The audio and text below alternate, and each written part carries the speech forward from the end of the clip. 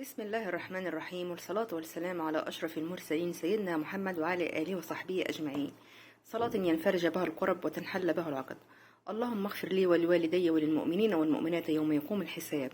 زي ما انتم شايفين حبايب قلبي، انا معايا النهارده شوب لبن اهوت حليب، مش زبادي، لا لبن حليب اهوت، مش رايب يعني، لبن حليب كامل الدسم، منزوع الدسم، بس يستحسن كامل الدسم. ودوت معايا تمر اهو. النهارده هنعمل النهارده هنعمل رجيم التمر واللبن. ده بناء على متابعه من عندي، بعتت لي عايزه رجيم التمر. عندها كميه تمر باقيه من رمضان كتير، وعايزه يعني تستغله، عايزه تعمل رجيم بيه يعني. فانا قلت لها حاضر، هنزل لك حلقه ان شاء الله منك تشوفيها، ومنك المتابعين برضو يستفادوا من الحلقه ديت. دلوقتي هنتكلم بقى عن رجيم التمر، وهنقول لكم دلوقتي على الفوائد بتاعه التمر وبتاعه اللبن، وازاي بتمد الجسم بالطاقه والفيتامينات والمعادن. خليكم معايا، ما تروحوش في اي حته. ممكن واحده تقول لي كده طب مش التمر بيتخن؟ لا، التمر لو بعدد معين ما بيتخنش، لكن لو كلتي منه كتير كميه كبيره طبعا اكيد بيتخن، زي اي حاجه، ما برضو خدتيها اكتر من حقها بتتخن. برضو كوبايه اللبن مش هتتخن، والحاجات ديت تبع برضو معموله يعني تبع السعرات الحراريه وانا هقول لكم دلوقتي على الكميات اللي هتاخدوا منها، يعني مش طبق التمر اللي انا حاطاه ده كله، لا انتوا هتاخدوا منه كام حبايه بس. الرجيم اللي انا هقوله لكم دوت هيخسس من حوالي من 4 ل5 كيلو في الاسبوع. بس تتمشوا عليه بالظبط، يعني ما تخلفوش عشان ما ترجعوش ما تقولوش احنا ما نزلناش. اي فايده انا بنزلها بتكون مجربه، وبجربها عليا انا شخصيا، بتعمل مفعول يعني الحمد لله. بس مشكلتي ان انا برجع بعد كده اكسر النظام بقى، وامشي البخ يعني في الاكل. زي ما انتوا عارفين بقى، العيد داخل، وطبعا عايزين تخسهم علشان خاطر تعرفوا تلبسهم. هقول لكم دلوقتي اهم حاجه الفيتامينات اللي في الحاجه، علشان تبقوا مطمنين وانتوا بتعملوا الرجيم دوت. إيه، هتكلم معاكم دلوقتي عن فوائد التمر. وبيحتوي على البوتاسيوم، وكويس جدا لتهدئه الاعصاب والتشنجات العضليه. واللي عندهم ضغط الدم عالي بينزل ضغط الدم. وبيحتوي على الحديد وعلاج فقر الدم. مضاد للالتهابات زي ما قلت، وبيحتوي على الالياف دي طبعا بتديكي احساس بالشبع وبتملى المعده، وبيخلصك من الامساك. بيخلي لو انت طبعا مع كذا واحده تقول لما بعمل دايت بيبقى عندي امساك، لا التمر واللبن مش هيخلي فيه امساك خالص، وهيساعدك على الشبع، هيحسسك بالشبع. وبيحتوي على الجلوكوز، معنى كده ان هو مصدر اساسي للطاقه. عارفين الحد بيبقى عنده ضعف او انيميا بيدوله جلوكوز، لا هو دوت هيغنيك عن يعني فيه جلوكوز. وحاجه حلوه يعني كويسه بقى للمتزوجين يعني، ممتاز للعلاقه الجنسيه للمتزوجين يعني، وكويس قوي قوي قوي للحوامل. بس ياخدوه امتى بقى؟ في الشهر الاخير، ما تاخدوهوش خلال ال8 اشهر الاولانيين. بيتاخد في الشهر الاخير، بيساعد الحامل على الطلق والولاده الطبيعيه. واللي بيرضعهم كويس قوي قوي قوي، بيساعد على زياده اللبن.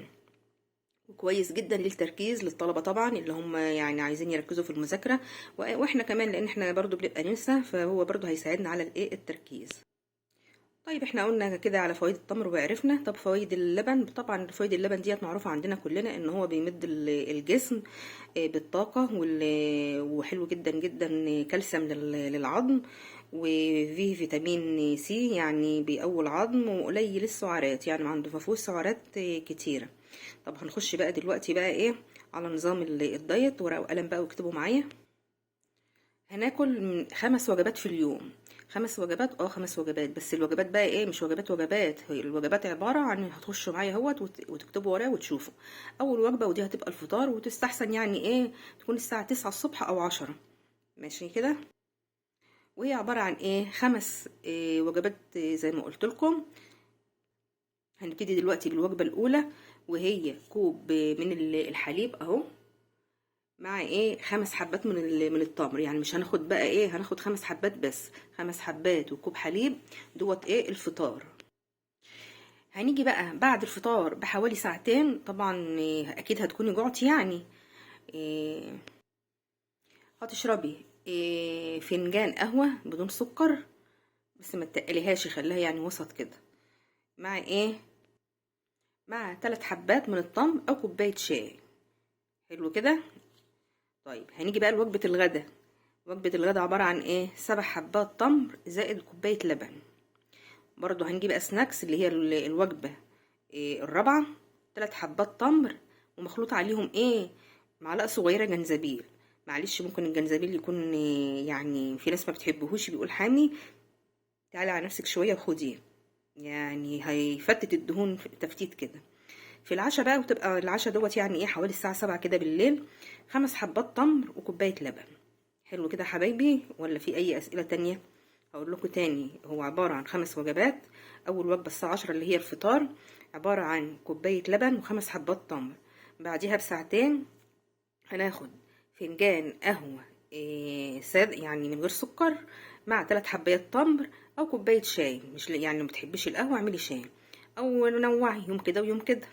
هنجي بقى في الغدا 7 حبات تمر زائد كوباية لبن. بعد الغدا برضو بساعتين هتاخدي 3 حبات تمر مخلوط عليهم معلقة صغيرة زنجبيل او نص معلقة، يعني بس المهم لازم يعني الجنزبيل.